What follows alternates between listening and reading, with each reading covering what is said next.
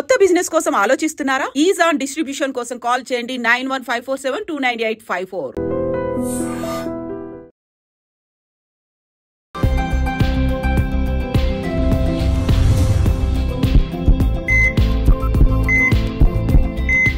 నమస్తే, welcome to healthy conversations with IT media. నేను మీ Jhansi. So ఈరోజు నేను ఆంజనేయ రాజు గారితో ఉన్నాను, ట్రెడిషనల్ హీలర్ ఇంకా హెర్బలిస్ట్. మరి ఆడవాళ్ళల్లో చాలా ఎక్కువగా సమస్యలుగా చెప్పుకునే వాటిల్లో గర్భాశయ సమస్యలు, అంటే గర్భాశయానికి సంబంధించిన ఎక్కువ ప్రాబ్లమ్స్ ఫేస్ చేస్తూ ఉంటారు. మరి మనం హెల్దీగా ఉంటేనే మన కుటుంబం అంతా మనం చూసుకోగలం కాబట్టి ఈ విషయం గురించి పూర్తి వివరాలు తెలుసుకునే ప్రయత్నం చేద్దాము. నమస్తే సార్. నమస్కారం. ఈ గర్భాశయ వ్యాధులు అని తీసుకుంటే ఫైబ్రాయిడ్స్ కానివ్వండి, పీసీఎస్, పీసీఓడి కానివ్వండి, ఇంకే ఇతర వ్యాధులైనా కానీ రాకుండా ఉండాలి, హెల్దీగా ఉంచుకోవాలి అన్నప్పుడు ఏం చేయాల్సి ఉంటుంది? అంటే ఇప్పుడు అది మేజర్ ప్రాబ్లం అయిపోయిందమ్మా, చాలా ఎక్కువగా. మీకు ఒక 30 years బ్యాక్ తీసుకోండి, ఇప్పుడు తీసుకోండి. అప్పట్లో పిల్లలు పుట్టిన వాళ్ళు ఎంతమంది ఉండి ఉంటారంటారు? 1 or 2% కూడా చాలా రేర్గా ఉండేది. ఇప్పుడు ఎంత పర్సెంటేజ్ ఉంటుందమ్మా? 30 to 40% ఉన్నాం. ఇక్కడ కారణం ఏంటి అంటే కెమికల్ ఫుడ్ అన్న. ఫుడ్లో కెమికల్స్, అనేక రకాల విష పదార్థాలతో కూడి ఉన్న ఆహారం, లేకపోతే నిల్వ. ఇప్పుడు ఓట్స్, కెలాగ్స్, ఇంకేవి అంటున్నారు. చాలామంది మా పేషెంట్లు అంటూ ఉంటారు, మార్నింగ్ బ్రేక్ఫాస్ట్ స్కిప్ చేసామని అంటారు. ఏమీ కాదు, స్కిప్ చేసామంటారు, ఓట్లు పాలు తాగేమంటారు, లేకపోతే ఓట్స్, డ్రై ఫ్రూట్స్. అది ఫుడ్ కదా, మామూలు తిని బ్రేక్ఫాస్ట్ కన్నా బలమైన బ్రేక్ఫాస్ట్ అది. ఆ విధంగా తీసుకోవడం ఎప్పటి నుంచో వస్తున్నాయి అవన్నీ కూడా. ఎప్పుడు తయారు చేశారు వాళ్ళు? ఎప్పటికి ఇక్కడికి ఇండియాకి వచ్చినాయి, ఇతర దేశాల నుంచి వచ్చినాయి, ఎన్నాళ్ళకి స్టోర్స్కి వచ్చినాయి, అవి మనం ఎప్పుడు కొనుక్కున్నాం, ఎన్నాళ్ళు వాడుతున్నాం.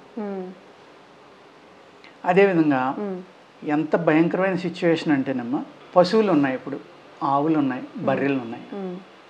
పూర్వకాలం ఒక 10 దూడలను పెట్టడం, 20 దూడలను పెట్టడం, 30, 25 దూడలని, ఇలా ఒక 20-30 సంవత్సరాలు హెల్తీగా ఉండే. ఇప్పుడు ఎక్కడైతే ప్యాడీ ఎక్కువగా పండిస్తున్నారో ఆ ఏరియాలో బర్రెలు కానీ ఆవులు కానీ 1-2 ఈతలు ఎన్నిన తర్వాత గొడ్డి అయిపోతున్నాయి, పిల్లలు పుట్టట్లేదు. ఎందుకని సార్? వాటికి కూడా ఏమన్నా గడ్డి, ఏ గడ్డి అయితే ఆ చేను గట్టునున్న గడ్డి తింటున్నాయో ఆటోమేటిక్గా గొడ్డి అయిపోతుంది. అదే ఆహారం మనం తింటున్నామమ్మా, పిల్లలు ఎలా పుడతారు? కానీ ఇప్పుడు పశువులు అంత బలమైనవి, అంత వెయిట్ ఎక్కువ ఉన్నాయి, వాటికే పిల్లలు పుట్టకుండా గొడ్డి మోతి అయిపోతున్నాయి అంటే ఇంకా స్త్రీలకి ప్రాబ్లమ్స్ ఎందుకు రావమ్మా? అమ్మాయిలకి ఎందుకు రావు? చిన్నపిల్లలకి ఎందుకు రావు? అదేవిధంగా గ్రోత్ ప్రమోటర్స్, జిఎంఓస్, ఏం తింటున్నాం మనం? బ్రాయిలర్ చికెన్స్, స్వీట్ కార్న్స్, అనేక రకాల బర్గర్స్, పిజ్జాలు, లేకపోతే అదేదో సబ్వే అంటారు, పచ్చి మాంసం ఇస్తాడంట అందులో స్లైసెస్ చేసి. అది సబ్వే అనేది అమెరికన్ బ్రాంచ్. అమెరికాలో తయారైన ఇక్కడికి వస్తున్నాయేమో అనుకుంటున్నాను నేను. ఇక్కడ కూడా తయారు చేస్తున్నారేమో నాకు తెలియదు. టర్కీ మాంసం అని రకరకాల మాంసాలు అలా స్లైసులు కింద చేసి ఆ బ్రెడ్లో పెట్టిస్తూ ఉంటారు, పచ్చి మాంసం. అసలు ఎప్పుడు తీసేసారు? అది ఎన్ని నెలలైంది, ఎన్ని సంవత్సరాలు అయింది? దాన్ని పచ్చి తింటున్నాము అంటే జబ్బులు రాగా ఏం చేస్తాము? ఇటువంటి ఆహారాన్ని మనం తింటున్నాం నిల్వ. ఎప్పుడైతే ప్రిజర్వేటివ్స్ విపరీతంగా వాడుతున్నారు, ప్రిజర్వేటివ్ లేని ఆహారం అంటూ ఏమీ లేదమ్మా. ఆల్మోస్ట్ అన్ని టిన్ ఫుడ్స్ వచ్చేసినాయి. అవి తినటం వల్ల ఏమవుతుంది? పిల్లలు అది తింటున్నారు, పెద్దోళ్ళు అదే తింటున్నారు. ఇంట్లో వంట చేయటం మానేసిన వాళ్ళు చాలామంది ఉన్నారు. అట్లీస్ట్ పోనీ భార్యాభర్తలు జాబ్ చేస్తున్నారు, వాళ్ళకి పని పాఠాలు అసలు చేసుకోవడానికి ఖాళీ లేదు, ఒక నిమిషం కూడా ఖాళీ లేదు. వాళ్ళు ఏదో బయట ఫుడ్లు జీవన విధానంలో తప్పట్లేదు. ఎందుకంటే బతకాలంటే ఉద్యోగం కంపల్సరీ, ఉద్యోగం చేయాలంటే ఇంట్లో అన్నీ చేసుకుని అక్కడికి వెళ్ళడానికి టైం ఉండట్లేదు. ఒత్తిడి, ఈ ఒత్తిడి వల్ల మానసికమైన ప్రాబ్లమ్స్ వల్ల కొంత వస్తుందమ్మా. హాస్టల్స్లో ఆడపిల్లలు ఉండటం వల్ల కొంత వస్తుంది ఈ ప్రాబ్లము. అదేవిధంగా ఈ జిఎంఓస్ తినటం వల్ల ఏమవుతుందంటే, ఇదివరకు 13, 14, 15 years వచ్చేదాకా అమ్మాయిలు పెద్ద మనుషులు అయ్యేవారు కాదమ్మా, మెచ్యూరిటీ వచ్చేది కాదు. ఇవాళ 9, 8 years, 10 years. ఎంతోమంది పేరెంట్స్ నాకు ఫోన్ చేసి అడుగుతూ ఉంటారు, మా అమ్మాయికి ప్రొలాంగ్ చేయాలంటే ఎలాగా, ఎటువంటి ఆహారం తీసుకోవాలి, లేకపోతే ఏ విధంగా చేయాలి. అలాగే వచ్చేసిన వాళ్ళు ఆపడానికి ఏమన్నా మందు ఉందా మీ దగ్గర అని అడుగుతూ ఉంటారు. ఆపకూడదండి, ఆపటం వల్ల చాలా సైడ్ ఎఫెక్ట్లు వస్తాయి. ఏ ఫ్లూయిడ్స్ అయితే బాడీ తయారు చేసి ఆర్గాన్ అనేది ఓపెన్ అయిందో ఆర్గాన్ మళ్ళీ క్లోజ్ చేయడానికి ప్రయత్నించి చాలా ప్రమాదం జరుగుతుంది. అంచేత అటువంటివి చేయొద్దు. అలాగే ఇప్పుడు ఏంటమ్మా, మోడర్న్ దీంట్లో మెన్స్ట్రువల్ సైకిల్ని ఆపేయడానికి కొంతమంది చూస్తున్నారు, అలాగే ప్రొలాంగ్ చేయడానికి చూస్తున్నారు. దానివల్ల కూడా అనేక రకాలైన గర్భవ్యాధులు వస్తాయమ్మ. ఈ ఆహారం వల్ల ఏమవుతుందంటే స్ట్రెస్ వల్ల, ఆహారం వల్ల అనేక రకాల ప్రాబ్లమ్స్ వస్తున్నాయి, గర్భిణీ ప్రాబ్లమ్స్. అలాగే పూర్వం మెనోపాజ్ అనేది ఎప్పుడు వచ్చిందమ్మా, 50 దాటాక 55, 60, 55లో కూడా వాళ్ళు నెలవారీ అనేది వచ్చేది. ఇప్పుడు 36 నుంచే స్టార్ట్ అయిపోతుంది, 35 నుంచే కొంతమంది చెప్తున్నారు నా దగ్గరికి వచ్చి, మాకు భయం వేస్తుందండి, ఇంతవరకు పిల్లలు లేరు, ఏది అన్నీ సెటిల్ అయ్యాక పిల్లలు పుడతారు కదా అని మేము ఏయో మందులు వాడాం, దానివల్ల డాక్టర్కి వెళ్తేనేమో నీకు మొనోపాజ్ లక్షణాలు వచ్చేసినాయి అంటున్నారు. ఇప్పుడే మొనోపాజ్ వచ్చేస్తే నాకు ఇంకా పిల్లలు లేరు, పిల్లలు కావాలి, ఇంకా అప్పుడు కావాలంటే ఎలా వస్తుందమ్మా? యవనంగా ఉన్న రోజులు ఏదైతే ప్రకృతి సిద్ధంగా భగవంతుడు ఇచ్చిన ఈ సంతానానికి కావాల్సిన ఆర్గాన్స్ ఇవన్నీ ఉన్నాయో అన్నీ బాగున్న రోజులు మీరేమో పోస్ట్ పోన్ చేసుకుంటే వెళ్ళారు. అవి ఆపడానికి అనేక రకాల మందులు కూడా వాడుతున్నారు కొంతమంది. దానివల్ల గర్భవ్యాధులు రాక ఏం చేస్తాయమ్మా, ఏది ప్రకృతి సిద్ధంగా జరగవలసిన క్రియ అనేది ఉందో దాన్ని ఆపేస్తున్నాం మనం ప్రకృతికి విరుద్ధంగా. దానివల్ల అనేక రకాల ప్రాబ్లమ్స్ మన బాడీలో వస్తున్నాయి. ఇప్పుడు హాస్టల్లో ఉంటున్నారు పాపం ఆడపిల్లలు, 5-6 ఒక రూమ్లో ఉంటారు, ఒకటే టాయిలెట్. అక్కడ వీళ్ళు క్లీన్ చేసుకోవాలన్నా ఇవన్నీ ఏదైనా చేయాలన్నా కూడా వాళ్ళకి టైం సరిపోదు. ఈవెన్ మోషన్కి యూరిన్కి వెళ్ళడానికి కూడా వాళ్ళకి టైం సరిపోవట్లేదు, క్లాసెస్ స్టార్ట్ అయిపోతాయి. దాంతో ఏమవుతుందంటే వాళ్ళు సైకలాజికల్గా దానికి వ్యతిరేకంగా అయిపోతున్నారు. నాకు ఈ ప్రక్రియ రాకుండా ఉంటే బాగుండు. ఈ మెన్స్ట్రువల్ సైకిల్ వల్ల చాలా ఇబ్బందులు వస్తున్నాయి నాకు.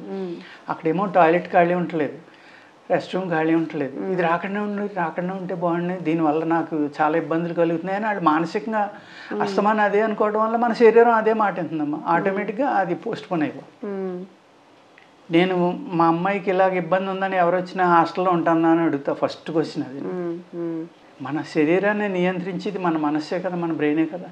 అది ఎప్పుడైతే సంవత్సరాల తరబడి సిగ్నల్ ఇస్తుందో 2-3 ఏళ్ళు వాళ్ళు హాస్టల్లో ఉంటున్నారు.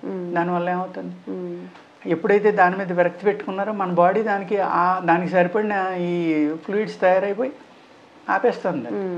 ఇటువంటి ప్రమాదాలు కూడా జరగడం వల్ల అప్పుడు ఆటోమేటిక్గా మీకు పూర్వం ఈ మెన్స్ట్రువల్ సైకిల్లో కడుపులో నొప్పి వచ్చింది అనేది 100 మందిలో ఒకళ్ళు ఎదురు ఉండేవారు. ఇవాళ 50% ఉన్నారు అమ్మాయిలు. తొల్లి ఏడుస్తున్నాం, చాలా ఇబ్బంది కలుగుతుందండి మెన్స్ట్రువల్ సైకిల్లో.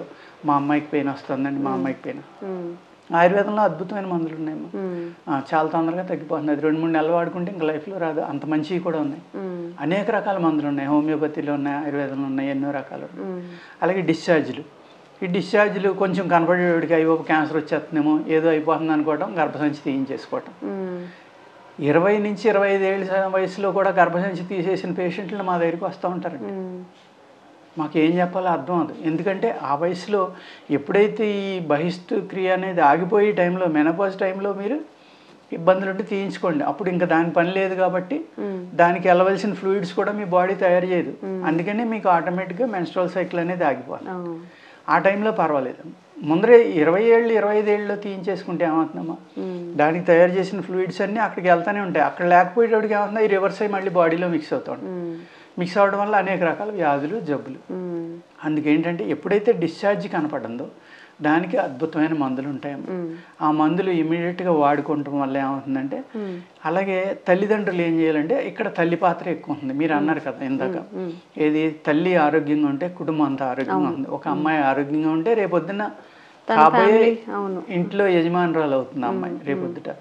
అందుకేంటంటే చిన్నప్పటి నుంచి కూడా వాళ్ళకి కౌన్సిలింగ్ తీసుకోవడం, నీకు ఎలా ఉంటుంది ఇబ్బంది, ఎవ్రీ మంత్ చూసుకోవడం, వాళ్ళ కలర్ ఎలా ఉంది, బ్లీడింగ్ కలర్ ఎలా ఉంది, వాళ్ళ కడుపులో నొప్పి వస్తుందా, వాళ్ళకి ఆత్మీయంగా మాట్లాడి ఆ 3 రోజులు రెస్ట్ ఇవ్వడం అనేది చాలా అంటే చాలా ఇంపార్టెంట్. 3 రోజుల నుంచి 5 రోజులు వాళ్ళు రెస్ట్ ఎవరు తీసుకుంటున్నారు, తీసుకోకపోవడం వల్ల వారు బ్లీడింగ్ అవ్వడం, అనేక ప్రాబ్లమ్స్ రావడం, బయట ఒత్తిడి, ఇంట్లో ఒత్తిడి, చదువు ఒత్తిడి, ఇలాగా. పెద్దవాళ్ళు అయితే జాబ్ ఒత్తిడి, చిన్నవాళ్ళు అయితే చదువు ఒత్తిడి, లేకపోతే ఏయో ప్యాడ్స్ గీడ్స్ వచ్చినాయి కదా అవి పెట్టుకుని గేమ్స్ ఆడినా పర్లేదని ఆడడం. దానివల్ల ఏమవుతుంది, అలసిపోతారు. అలసిపోవడం వల్ల ఏమవుతుంది, బాడీ వీక్ అవుతుంది. దానికి తగ్గట్టుగా ఏమవుతుంది, ఈ బ్లీడింగ్ అనేది ఉంటుంది కదా. బ్లీడింగ్ అంటే ఏంటి, మీ శరీరంలో అనేక రకాల మినరల్స్ బయటికి వెళ్ళిపోతున్నాయి. మినరల్ డెఫిషియన్సీ నుంచి మళ్ళీ ఇమీడియట్గా రికవరీ కావాలి, స్త్రీలకి చాలా ఇంపార్టెంట్. అందుకే మెనోపాజ్ వచ్చినప్పుడు ఏమవుతుందమ్మా, ఈ మూడ్ మారిపోవడం అనేక రకాల ప్రాబ్లమ్స్ అనమాట. సడన్గా మూడ్ మారిపోతా ఉంది, సడన్గా కడుపులో అయిపోతుంది, అప్పటికప్పుడు విపరీతం చెమట పట్టేస్తుంది, లేకపోతే బాడీ అంతా పెయిన్స్ వస్తాయి, లేకపోతే జ్వరం వచ్చినట్టు ఉంది. ఇవన్నీ ఏంటి మెనోపాజ్కి పోస్ట్ మెనోపాజ్ ప్రాబ్లమ్స్ అంట. ఆ టైంలో మీరు ఏం చేయాలి, ఎక్కువగా కరివేపాకు పొడి అనేది, ధనియాలు అనేది, ఈ కాల్షియం ఎక్కువ ఉన్నాయి. ఎన్వి తినే వాళ్ళు అయితే కొంచెం మినరల్ డెఫిషియన్సీ లేకుండా చూసుకోవడం, D3 B12 మెగ్నీషియం కాల్షియం ఇలాంటి ఐరన్ తగ్గకుండా చూసుకోవడం. ఈ ముందర నుంచి మీకు 40 వచ్చిన కాడి నుంచి ఇలాంటివన్నీ చూసుకుంటే అమ్మ ఆ మెనోపాజ్ ప్రాబ్లమ్స్ అనేవి కూడా రాకుండా ఉంటాయి. వీళ్ళు ఎప్పుడు హ్యాపీగా ఉంటారు.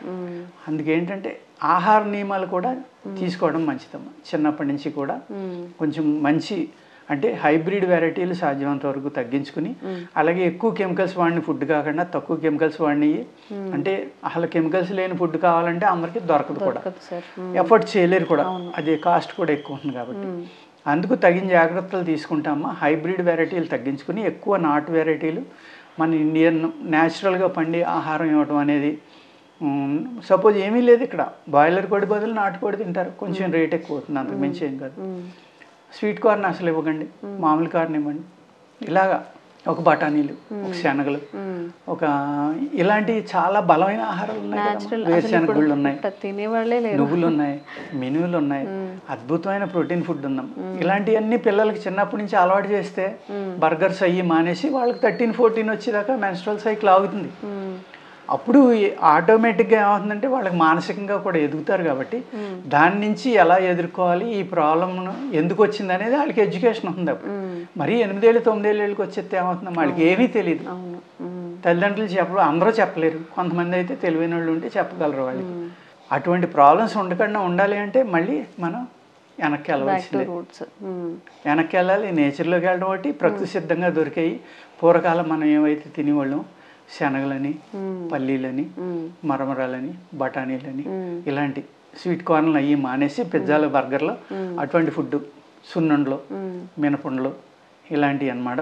ఏది తొక్కుడు సిమ్మిలుండలు, ఏ అయితే మన పూర్వకాలం ఉన్నాయో అటువంటి ఆహార నియమాలు పాటిస్తే అలవాటు చేస్తే పిల్లలకి అవి తినడం అలవాటు అయితే వాళ్ళకి అప్పుడు బాడీలో గట్టిదనం ఉంటుంది. ఆ బాడీ గ్రోత్ అనేది కూడా స్లోగా ఉండటం వల్ల టైమ్లీగా అవయవాలు ప్రకృతి సిద్ధంగా ఏర్పడిన తర్వాత వచ్చిన మెచ్యూరిటీకి ఎర్లీగా వచ్చేసిన దానికి డిఫరెన్స్ అనేది పోవడం వల్ల ఈ పీసీఓడీలు ఇలాంటివి కూడా తగ్గిపోవడానికి అవకాశం ఉంటుంది. నిజంగా ఒకవేళ మీ ఇంట్లో పెద్దవాళ్ళు ఉన్నట్లయితే వాళ్ళని ఒకసారి కిచెన్లోకి తీసుకెళ్ళి వాళ్ళు ఏవి గుర్తుపడతారో అవే ఉంచి మిగతా అవన్నీ పడేసేయండి. అక్కడే మీకు ఒక 90% ఆరోగ్యం వస్తుంది.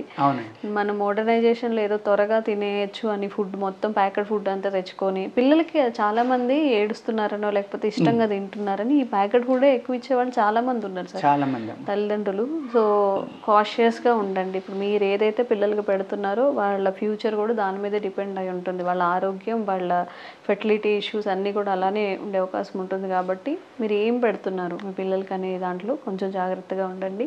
Thank you so much sir. నమస్కారం. And for more videos, please subscribe to iDream. Please subscribe to iDream. Please subscribe iDream. And please subscribe to iDream. For more videos, subscribe to iDream. please like, share and subscribe to the channel. Congratulations, iDream. Subscribe to iDream. Subscribe to iDream. So subscribe to iDream Media. iDream team andarki huge congratulations. Please subscribe iDream Media. Please subscribe to iDream. Subscribe iDream. Please subscribe to iDream. iDream అంటే నా కళల channel subscribe చేసుకున్న నోరు తిరుగుతలేదు, మీరైతే గంట గుర్తు కొట్టండి. For more such videos, please subscribe to iDream. Subscribe to iDream. Please subscribe to iDream. Please subscribe iDream Media. Please do subscribe to iDream. Please subscribe to iDream Media. For best entertainment and information, please subscribe iDream. And don't forget to subscribe to iDream.